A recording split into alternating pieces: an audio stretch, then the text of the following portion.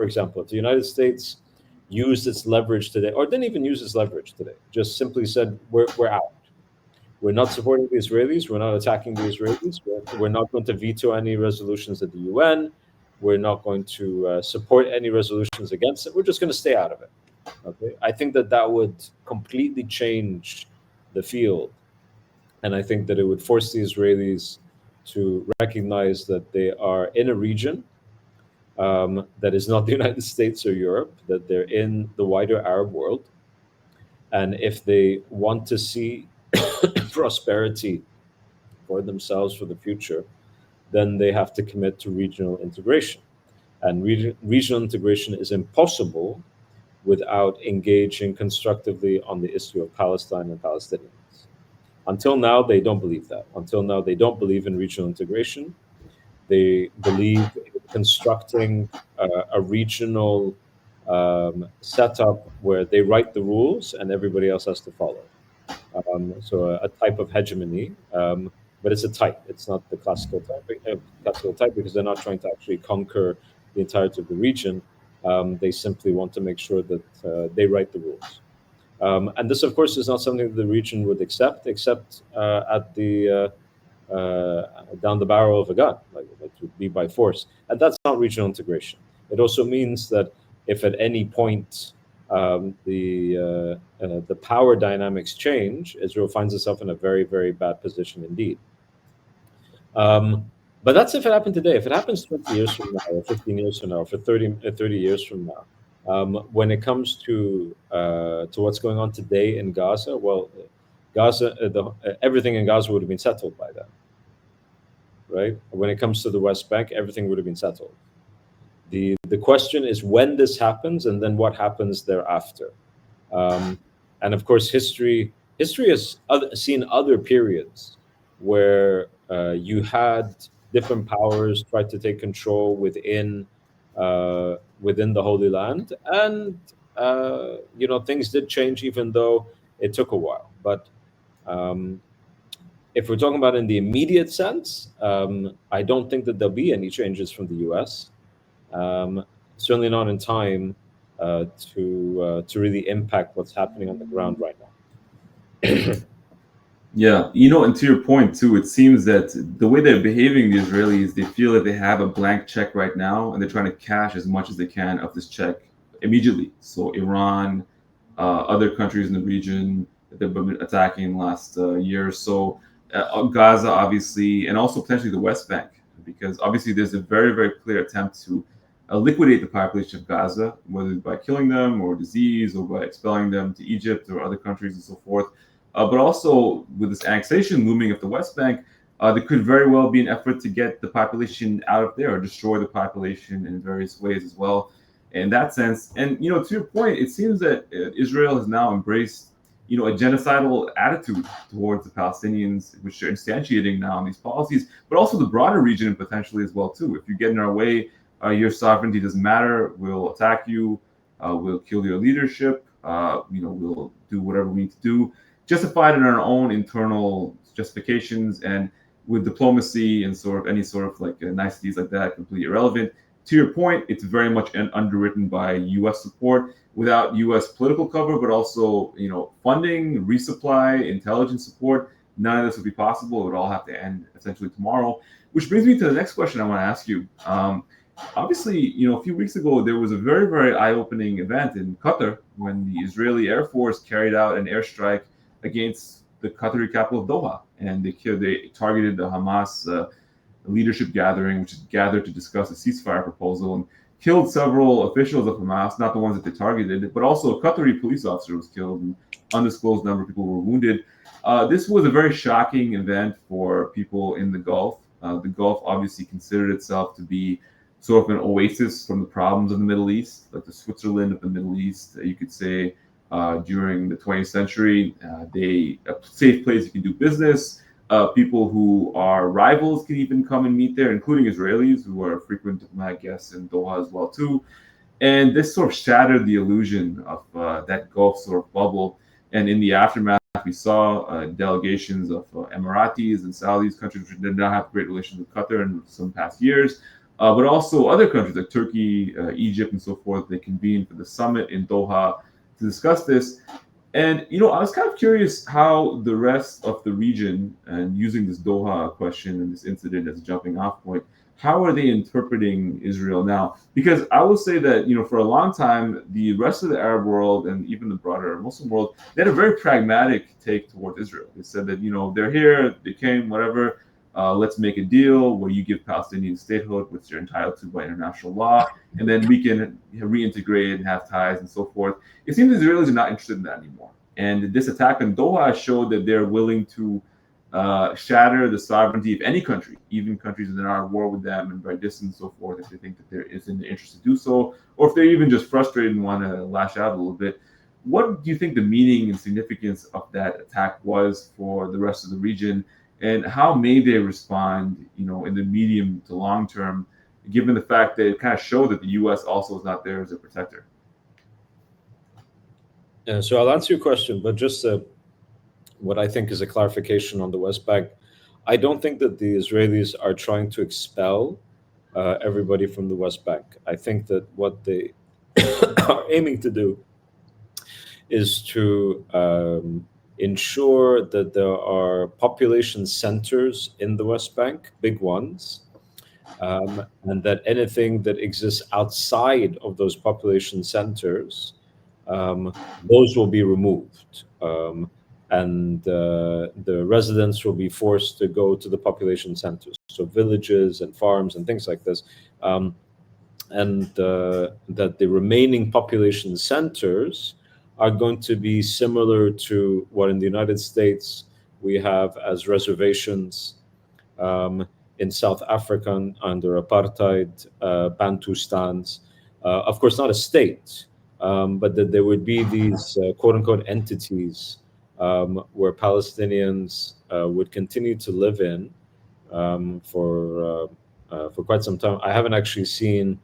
Um, uh, I mean, there are certain intentions around it, but they're always presented as options where the those that remain in these population centers, as long as they accept that there is no Palestinian state, then they're allowed to stay.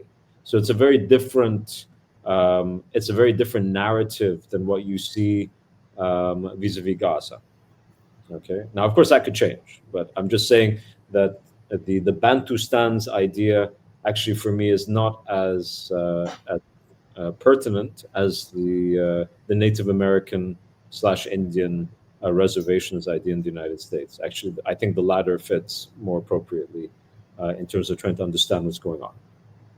When it comes to Israel's wider kind of security doctrine, so the way that I look at it is that Israel's current security framework suggests offensive strategies that are aimed at establishing a form of regional paramountcy.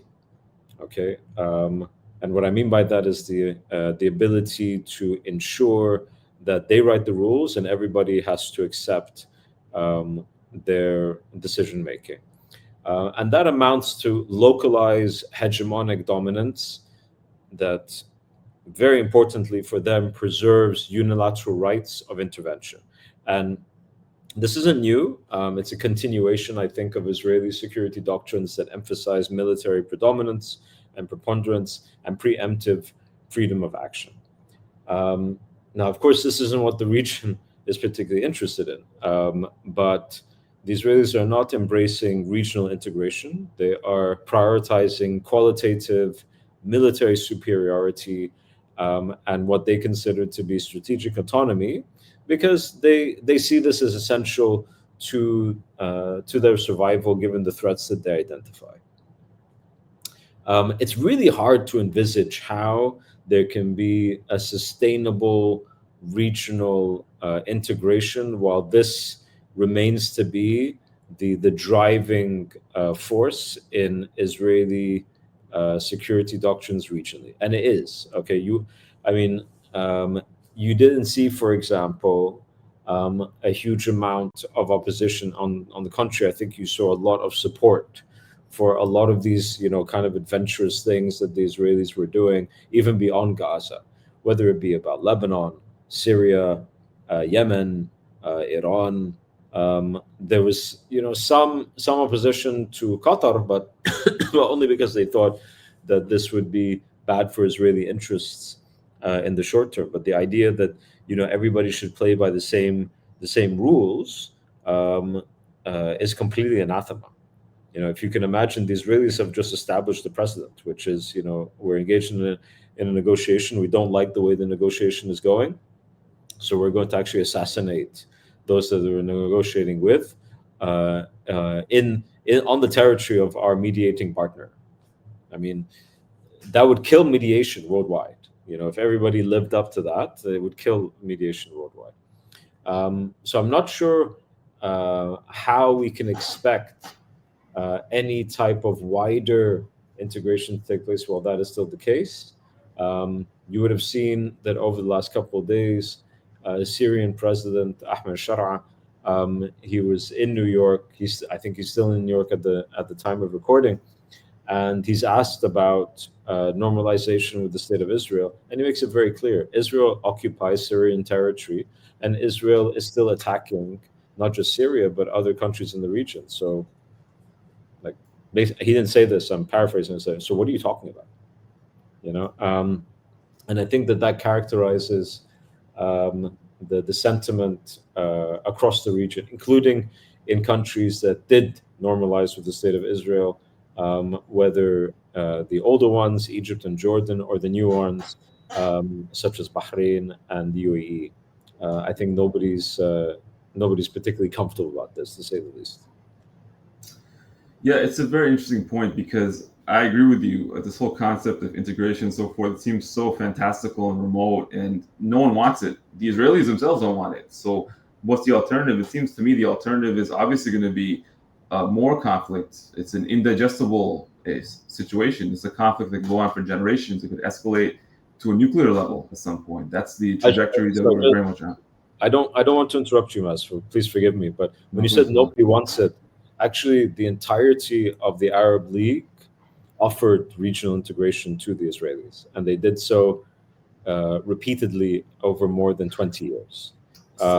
You're right. So I should say that the Arab League, you said they did offer this for a very long time. It's just that the Israelis reject. They're still offering it, but in the new paradigm, when the Israelis have said that, there is a rejectionism that is at work here, but the rejectionism is Israeli. I want to be very clear about that. People can argue, by the way, about whether or not this would be most sensible or whatever, but the reality is that the entirety of the Arab League, and by the way, even the OIC. Okay, so many people even talk about Iran as being utterly rejectionist in this way. Their discourse is extremely rejectionist, but as a footnote in history, which still applies, the OIC signed up to the Arab Peace Initiative that was signed 20 years ago, issued 20 years ago by the Arab League and the Saudis, and they've never withdrawn it, and they've actually confirmed it. So even the Iranians have accepted this particular initiative. And one can argue that the initiative doesn't go far enough, because I don't think it enshrines, for example, the right of return. But in terms of integrating Israel into the region, they've been promised it multiple times, and again over the past 2 years. And the demands are actually incredibly modest, but they're utterly in rejection of them. Yeah, that is a very important clarification, because there is, for people who don't know, the Arab Peace Initiative, reiterated many times, it gives Israel full integration, just for the very basic, and it's not even a demand. It's just it's just the expectation that they will abide by international law, what is determined with the Palestinian state and so forth. They reject it entirely. Now they're escalating to the point where, actually, I get the impression, Hisham, obviously, there's been this talk, Israelis always talk about the right to exist, Israel has a right to exist and so forth. It's morphing into no one else has a right to exist. That's kind of the way it's morphing into, because the sovereignty of other states is deemed to be an irrelevant side issue. So obviously in this scenario, people will, anyone, the older generation of people who maybe remember Oslo and things like that are still acclimated to that sort of idea. But it seems like it's impossible to make peace with a state that has such an attitude, and you inevitably will have to arm yourself or find ways to resist or defend yourself against a state which rejects coexistence with you, not just Palestinians, but far beyond that as well too, potentially to Syria, potentially Egypt, Jordan, the Gulf, Turkey, elsewhere. No one knows where this could end.